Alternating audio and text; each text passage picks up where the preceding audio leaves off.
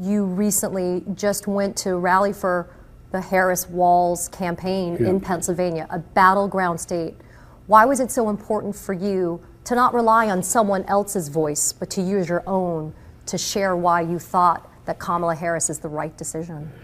Because it's important. It's not. This is the moment of truth, and I can't sit by and allow this to happen.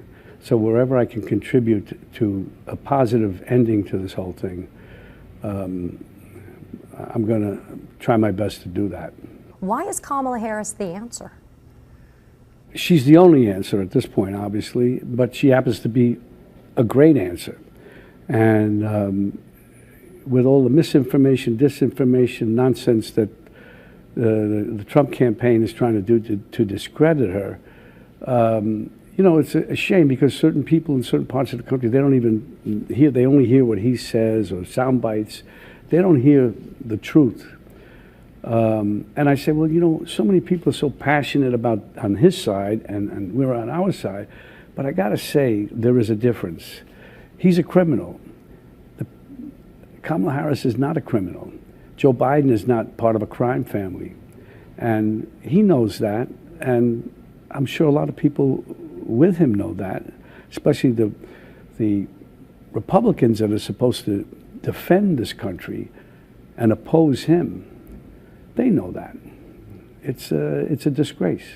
One of the greatest attributes of Kamala Harris's professional experience is her role as a prosecutor. Yeah. And she's been hitting the campaign trail, prosecuting the case against Donald Trump. This is not a candidate for president who is thinking about how to make your life better. This is someone who is unstable, obsessed with revenge, consumed with grievance, and out for unchecked power.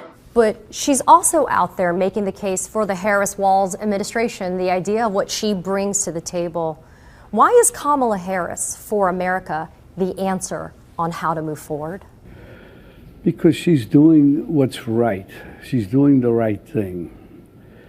And it's that simple. Look, people make mistakes here and there, of course, but she's going in the right direction, and everybody knows that. No matter what you say, you disagree with her, you vote for Trump, she's going in the right direction. We have no choice. If you care about this country, you care about sanity, you have to vote for her. You have to.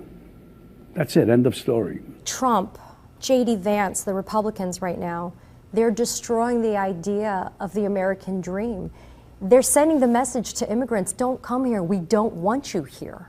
I mean, they're also pushing white supremacy through the Great Replacement theory. We heard that as well at Donald Trump's rally at Madison Square Garden. I don't know if you guys know this, but there's literally a floating island of garbage in the middle of the ocean right now.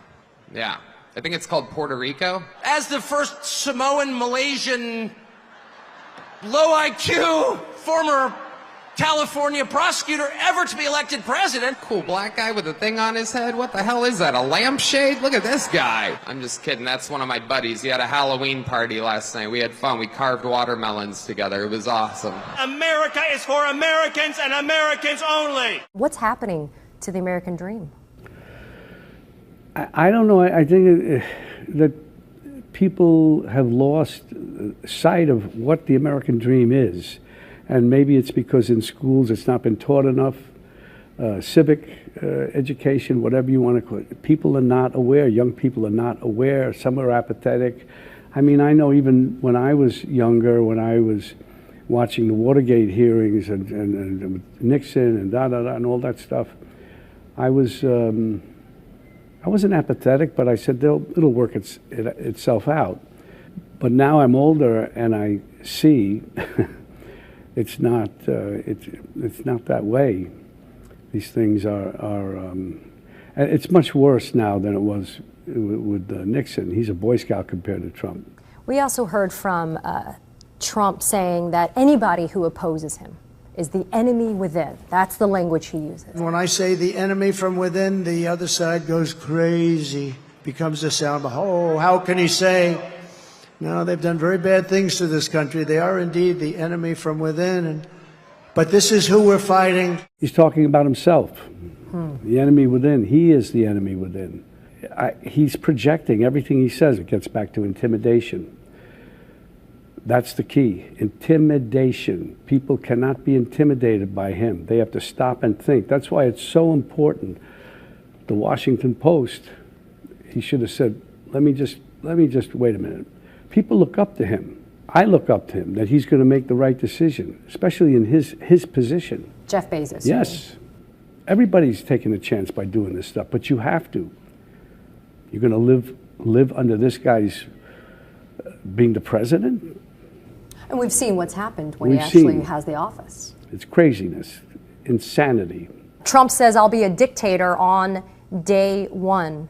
Yes, he's telling everybody. And are people listening? I hope they are really listening. You have dozens of former Trump administration officials, the people that worked side by side, day in, day out with Donald Trump in his first administration. They refuse to endorse him or support him. In fact, Mike Pence, for example, the vice president with him, who almost got hanged on January 6th, he's not the vice presidential candidate with Donald Trump. But notably, these former Trump administration officials, they know what he's capable of. They also know what he's not capable of. You and I both know you run businesses as well. A board of directors would fire Trump, somebody like that, years ago. Isn't it time that America tells Donald Trump, you're fired? Of course. He wouldn't, I don't see him lasting in anything. What's your closing argument to those inexplicable voters out there that seem to be undecided at this moment? When in doubt, there is no doubt. Maybe I'm pushing it a little in the direction of Kamala Harris, but that to me is what it means. If you have a doubt about what your decision should be, just look at what Trump has done and look at what she can do. Look who he's for himself. And look what she says she's for, and she is for. It's for the people, the American people. She's there for a reason. It's kind of the do or die moment for America. Yeah. Yep.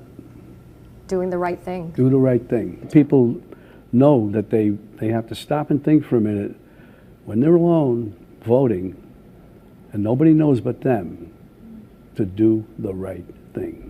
Because nobody will know who you vote for, and that anonymity, as absurd as it sounds, would protect you from any type of backlash you would get from the Donald Trumps. And you might have to, even if your spouse or significant other is going to vote and feels very strongly for him, you might have to just do what you have to do, and that's that. And they don't have to know, but you have to vote your conscience.